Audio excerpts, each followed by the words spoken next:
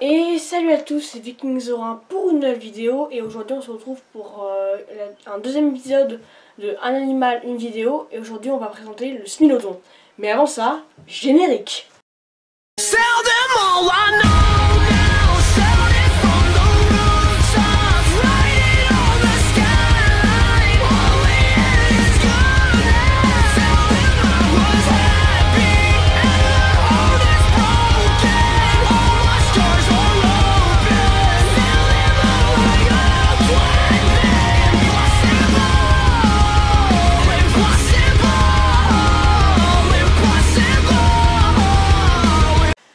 Le Smilodon fait partie de la famille des Felidae.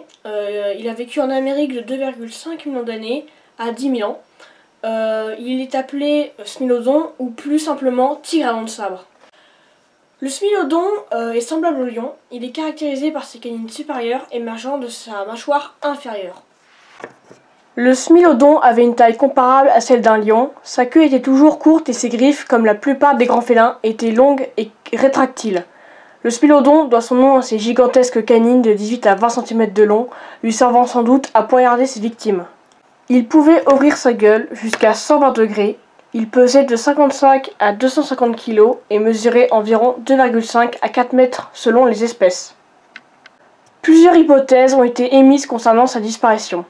La première met en cause le changement climatique qui a entraîné la disparition ou l'adaptation du grand gibier, avec par exemple l'apparition du bison des plaines. Le chasseur, très spécialisé qui était le Smilodon, n'aurait pu s'adapter à ce changement. La seconde hypothèse est celle d'une chasse par l'homme, mais j'y crois beaucoup moins. Le Smilodon aurait été un super prédateur. On estime d'après sa morphologie, sa masse musculaire et sa mâchoire qu'il chassait les grands mammifères, des bisons, des équidés. Il pouvait manger jusqu'à 8 kg de viande par jour. Son absence de queue et sa morphologie laissent penser qu'il ne pouvait pas courir longtemps et devait donc approcher ses proies par surprise. Le Smilodon n'était pas le plus grand prédateur nord-américain du Pliocène.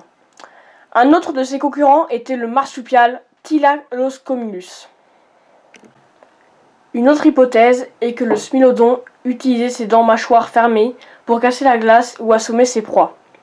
Il déchirait les épaisses couches de graisse de mammifères marins. Il possédait une alimentation et un comportement proche de celui de l'ours polaire. Et voilà les gens, c'est la fin de cette vidéo et ce deuxième épisode de Un animal, une vidéo. J'espère qu'elle vous aura plu sur cet nouvel animal. Pour le troisième épisode, vous avez juste à voter en haut à droite. J'ai mis deux animaux au choix. Vous irez voir et ça sera dans l'épisode 3 évidemment. C'est des gros costauds ces animaux. Sinon, n'hésitez pas à mettre un pouce bleu et à vous abonner et à activer la petite cloche de notification pour recevoir mes prochaines vidéos. Allez, on se retrouve pour une prochaine vidéo. À bientôt. Abonne-toi.